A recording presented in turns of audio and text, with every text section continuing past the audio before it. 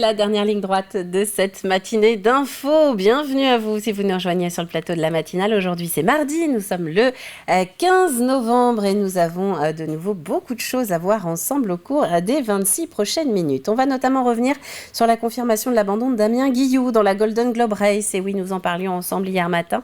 Cela s'est confirmé aux portes de Cape Town dans les heures qui ont suivi, 2 mois à peine après le départ de la course en solitaire autour du monde, départ des Sables d'Olonne. L'ouverture des portes aussi ce mardi matin à La Roche-sur-Yon de Tech Élevage, 10e édition de ce salon de l'agriculture vendéen. On va découvrir quelques temps forts à ne pas rater.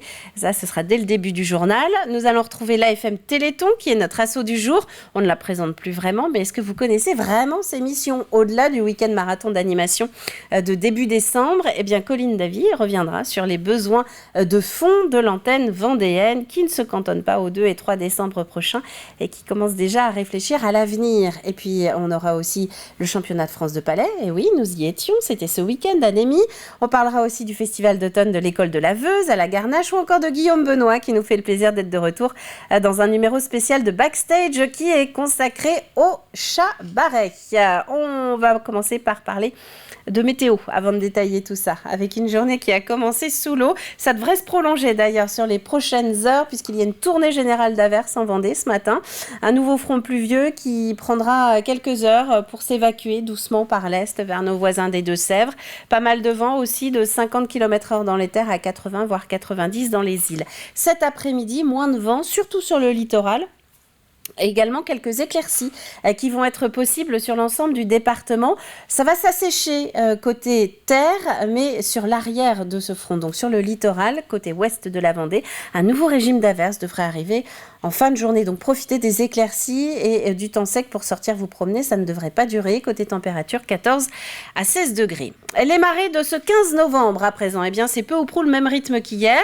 La prochaine basse mer, c'est en milieu d'après-midi et la mer est actuellement en train justement de descendre progressivement, toujours de faibles coefficients. Nous sommes en période de mortes eaux. La carte des marchés pour ce mardi, vous allez la voir apparaître à l'écran avec l'ensemble des rendez-vous de ce deuxième jour de la semaine qui vont s'afficher. Saint-Gilles-Croix-de-Vie, La Roche-sur-Yon ou encore Mortagne-sur-Sèvre ont aujourd'hui quelques producteurs locaux qui vous attendent. À Mortagne, c'est sur la place Hulin que ça se passe et depuis un certain temps d'ailleurs, puisqu'on raconte que le rendez-vous a été institué avant la Révolution française.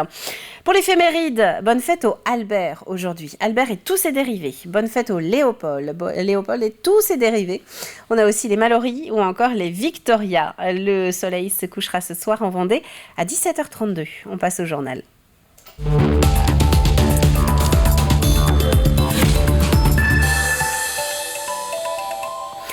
C'est un secteur économique qui occupe 70% de la surface de la Vendée, qui représente quasiment 5000 petites entreprises, sans compter toutes celles qui gravitent autour, soit quasiment 5% des emplois dans le département. Ce secteur, c'est l'agriculture. Et aujourd'hui, à La Roche-sur-Yon, ouvre les portes d'un de ses plus grands rendez-vous annuels vendéens, Tech Élevage, 10e édition de ce salon de l'agriculture départementale.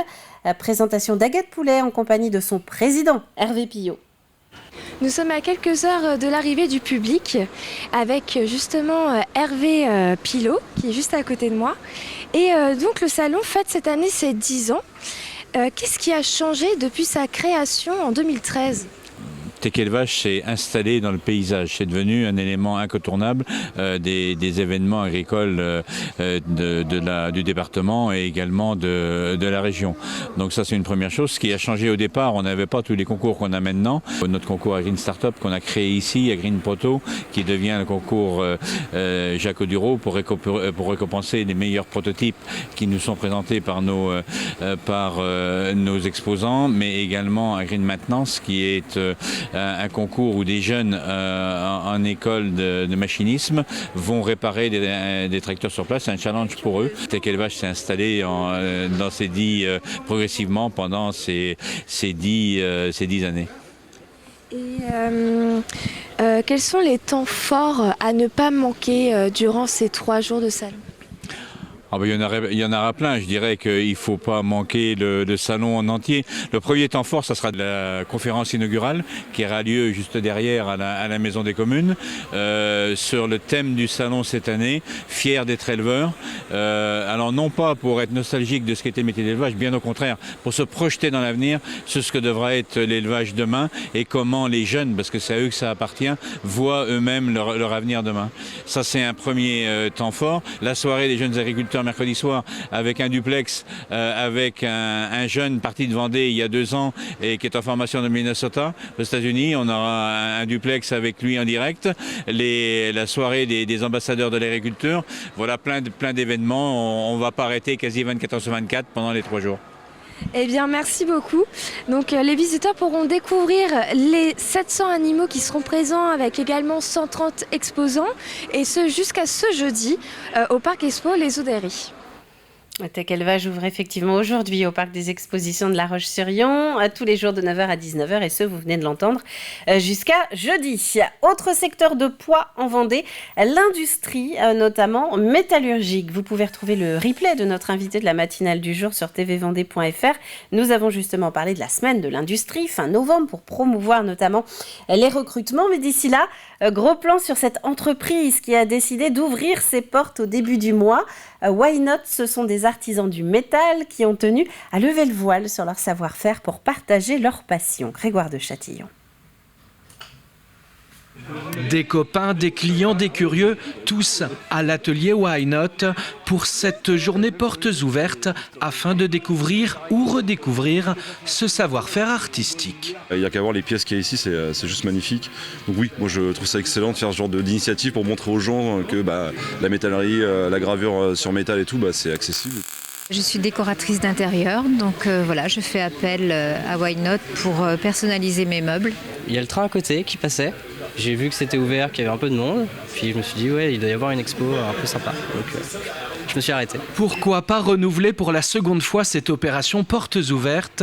C'est ce que s'est dit Thomas, le boss de l'atelier. On fait de la gravure sur métal, donc c'est assez spécifique. Les gens sont assez curieux. Donc voilà, leur montrer comment c'est fait. Et puis c'est l'occasion de discuter autour d'une bière, un café. Et certains sont venus de loin pour l'occasion. Moi, je suis d'Orléans. Et donc je suis venu spécialement aujourd'hui pour discuter avec Thomas sur des projets. Alors je travaille sur un projet de fabrication de guitare en métal et je lui fais graver des motifs différents sur la guitare. Avant les concerts rock, garage et métal, on découvre les réalisations sur mesure de cet atelier qui fait travailler 6 personnes, des créations pour les professionnels et les particuliers. Donc on a toute une partie serrurerie, métallerie fine où on va créer des mobiliers, où on va créer des agencements pour la restauration, les bars. Ça va de la bibliothèque, ça va on a fabriqué récemment un engrenage géant pour un restaurant. Et après on a l'autre partie qui est vraiment la gravure et la patine des métaux. Acier, aluminium, laiton ici, pas de plastique, de quoi faire briller le temps d'une journée. L'atelier Why Not, situé à l'Herbergement. Et pour en découvrir encore un petit peu plus sur cette entreprise, vous pouvez retrouver un des Mageco que nous lui avons consacré, disponible sur notre site internet tvvendée.fr.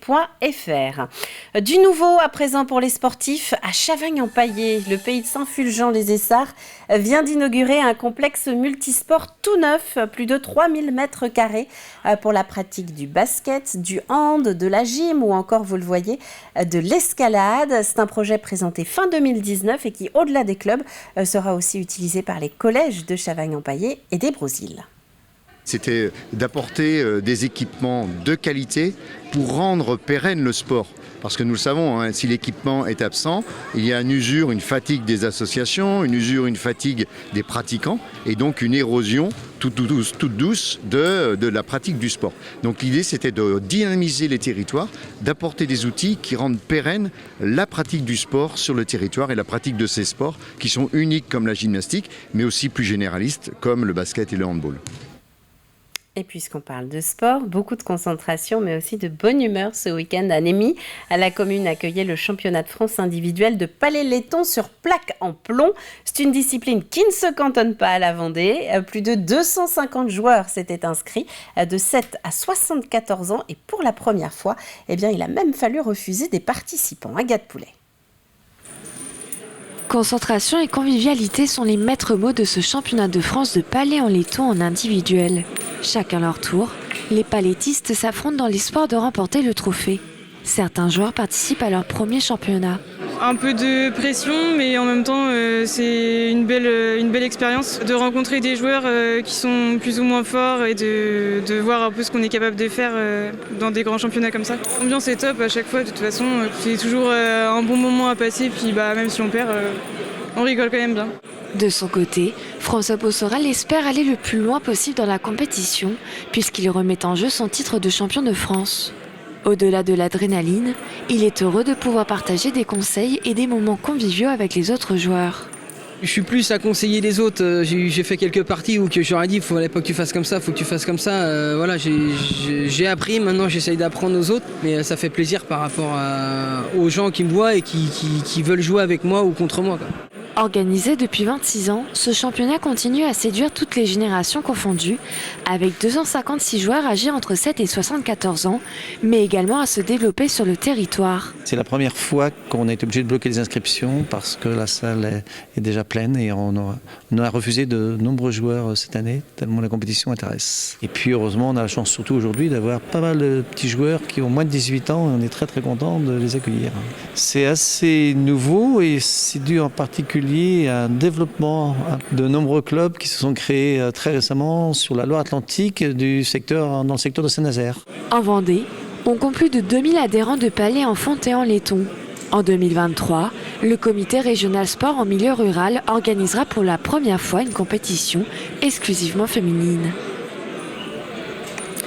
Clap de fin à présent sur le festival d'automne de l'école de la Veuse. L'école de la Veuse, c'est une association créée en 1990 dans le nord-ouest vendéen, à la Garnache, qui fait un petit peu office de gardien de la mémoire de cet instrument. La Veuse, une sorte de cornemuse assez typique du marais breton vendéen.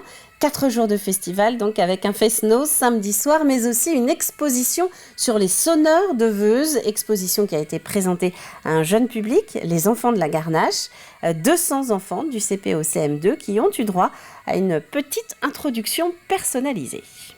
Le but, c'est de promouvoir la Veuse, de faire en sorte que ça ne soit pas oublié, parce que c'est tout un travail de recherche qui a été fait depuis 1976 par les créateurs de la Fédération Sonore de Veuse. Et cette fédération, elle agit encore aujourd'hui, elle a encore des projets, elle a encore envie de faire plein de choses pour que vive et la Veuse et son patrimoine, c'est-à-dire tout ce qui est art musical, tout ce qui se rattache au patrimoine de la Veuse et de notre région. Et puis il est difficile de terminer ce journal sans revenir sur l'émotion de Damien Guillou. On parle de la Golden Globe Race. Le skipper PRB a donc finalement décidé d'arrêter sa course au Tour du Monde en solitaire. C'est terminé pour lui. La GGR 2022, après avoir subi une 3e avarie sur son voilier PRB. C'est la perte de la pelle de safran qui a contraint donc Damien Guillou à abandonner à l'approche de l'Afrique du Sud. Écoutez. Je m'y attendais pas et puis j'ai été surpris de voir que j'avais plus de safran derrière. Donc c'est pas facile. J'ai eu le temps de digérer sur mon retour là. Ça m'a pris un peu de temps pour rentrer ici. J'ai eu le temps de digérer et puis d'accepter et de me dire que c'est comme ça et puis que ça continue et puis peut-être qu'il y aura d'autres choses, je sais pas, mais faut l'accepter et puis j'ai fait le mieux que j'ai pu. Et puis je suis déçu pour moi, c'est sûr, et je suis surtout déçu pour tous les gens qui ont participé au projet, qui m'ont aidé, forcément pour PRB. Donc c'est pour ça c'est dur pour moi. La course est actuellement menée par le Britannique Simon Curven. Il reste un Français en compétition, c'est Arnaud Guest. Arnaud Guest qui fait un peu office de lanterne rouge en ce moment. Mais notez que Damien Guillou n'est pas le seul à abandonner puisque l'Irlandais Pat Lawless abandonne lui aussi à ce stade de la course. Voilà pour l'actualité du jour. On va regarder une dernière fois les prévisions météo pour ce mardi matin. De la pluie, ça nous l'avons dit tout à l'heure, de la pluie pour tout le monde, des températures qui s'échelonnent de 10 à 15 degrés, vous le voyez, mais sur surtout du vent. Et c'est peut-être l'info la plus importante de ce début de journée, un vent de sud, 50 à 60 km/h dans les terres pour ce matin, 60 à 70 sur le littoral et jusqu'à 80 voire 90 pour nos îles-Dieu et de Noirmoutier. C'est la fin de ce journal. On va maintenant retrouver nos chroniques du jour. Au programme, je vous propose l'AFM Téléthon Vendée qui a besoin d'un petit coup de main, Backstage qui installe ses fauteuils sur la scène du Chabaret et le Pays de Fontenay qui fait un petit peu de place pour accueillir de nouvelles entreprises.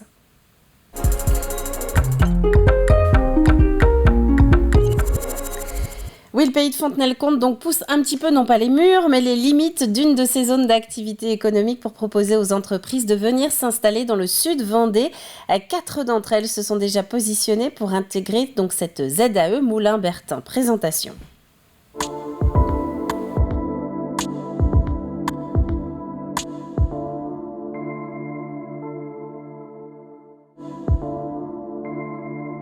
Ça a commencé par un centre de formation pour les moniteurs d'auto-école, qu'on appelle maintenant les enseignants de la conduite. La société a grandi avec une auto-école et puis quand le permis à points est apparu, une deuxième société a été fondée qui s'appelle ActiRoute pour accompagner justement les personnes qui souhaitaient faire un stage. On a fait le choix de créer une nouvelle activité pour enseigner différemment le code de la route.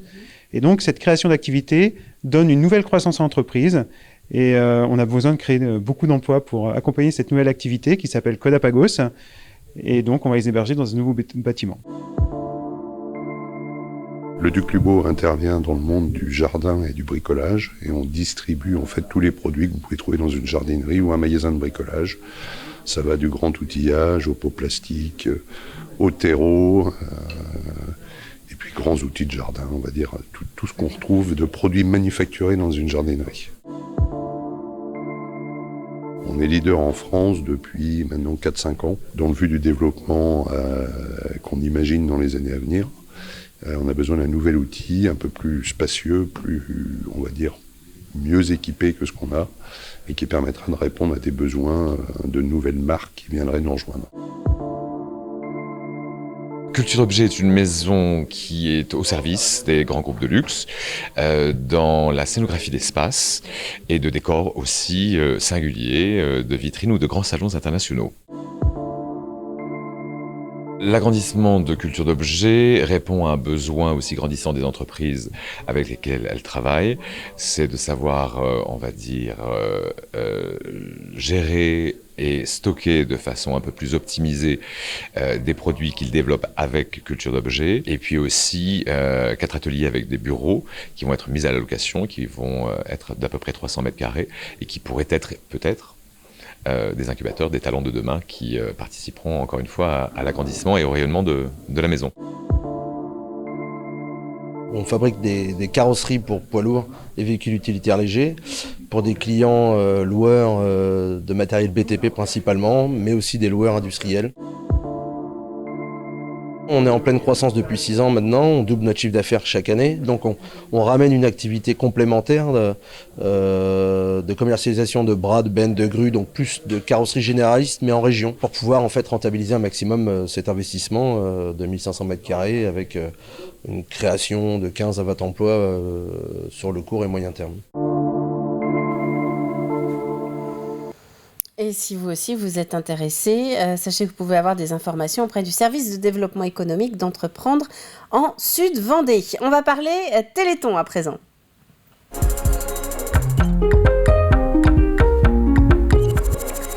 Avec le grand week-end de mobilisation qui approche, ce sera les 2 et 3 décembre prochains. Et d'ici là, le comité vendéen de l'AFM s'active. Si tout est globalement prêt pour cette année, les besoins en bénévoles sont récurrents, notamment pour préparer l'avenir de l'association. Et c'est la rencontre de la semaine, justement, de Colline Davy. Bonjour à tous, aujourd'hui on se retrouve, comme vous pouvez plus ou moins le voir derrière nous, pour parler du Téléthon.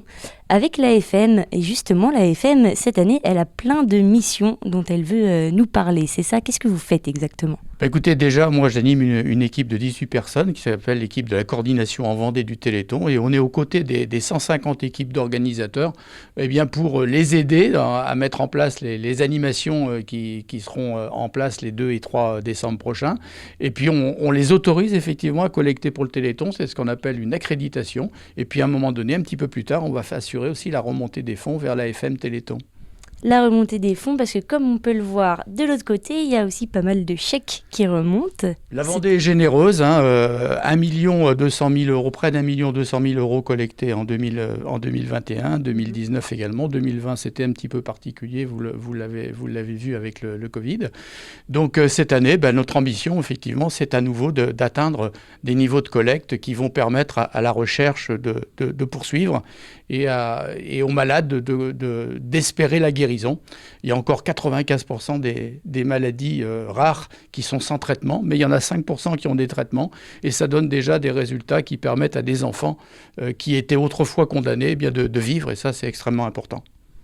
Et pour aider ces enfants, il y a le travail sur le Téléthon, pour lequel il y a c'est bien organisé pour cette année.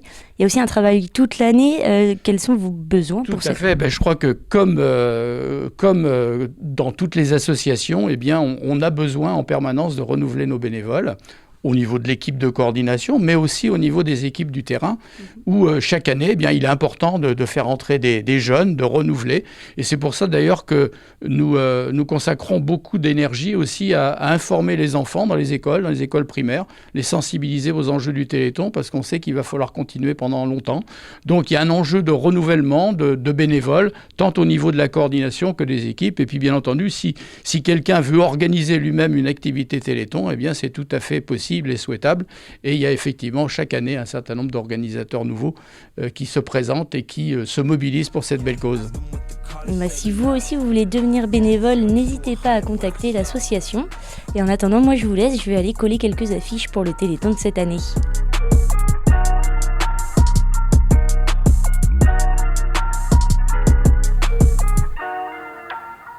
Et ces coordonnées, vous allez pouvoir également les retrouver sur notre site internet dans la rubrique La Matinale. Maintenant, il est temps de monter sur scène.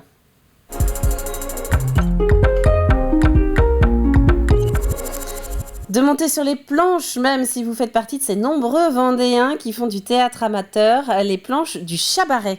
C'est là que les fauteuils de backstage se posent cette semaine. Nouvelle émission hors les murs avec cette fois-ci Guillaume Benoît aux manettes. L'occasion de retrouver le directeur artistique de la salle de la Chapelle-Achard.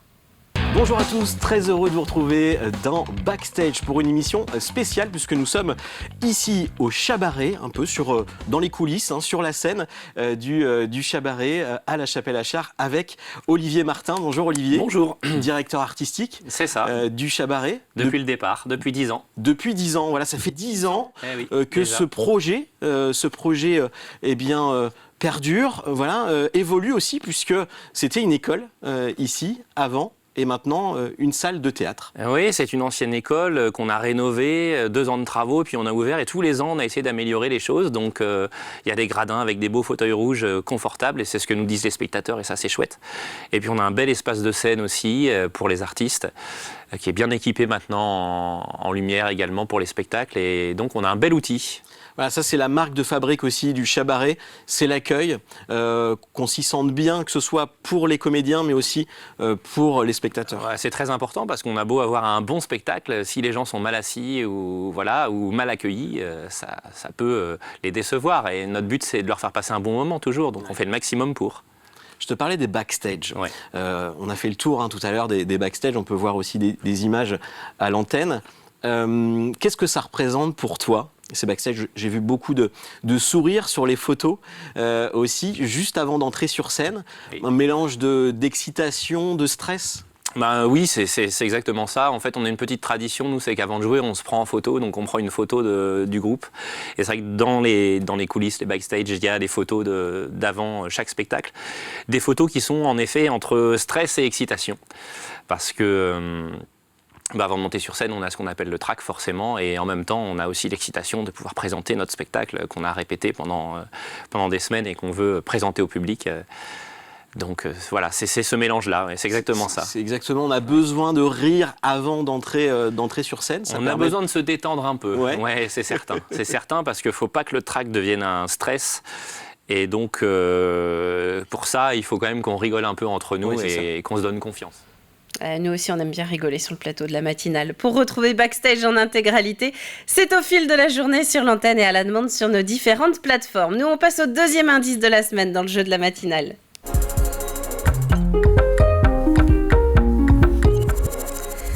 Avec un petit jeune homme qu'on va retrouver sur les images qui arrivent. Et je vous demande dans cet extrait où a été exactement téléporté notre jeune héros des mécanismes du temps. C'est la question cette semaine. Je vous demande en gros quel est le nom de ce site assez connu en Vendée. Indice du jour, le Haut-Poitou n'est pas loin. Vous avez jusqu'à vendredi pour envoyer votre réponse sur tvvendée.fr. À la clé, 2 parmi vous qui seront tirés au sort parmi les bonnes réponses et qui pourront venir à notre rencontre dans les coulisses de la matinale pour voir un petit peu comment ça s'organise. C'est la fin justement de cette matinale. Merci à vous de l'avoir suivi. On se retrouve demain dès 7h pour un nouveau point sur l'actu 100% Vendée. D'ici là, très bon mardi à vous tous et à demain.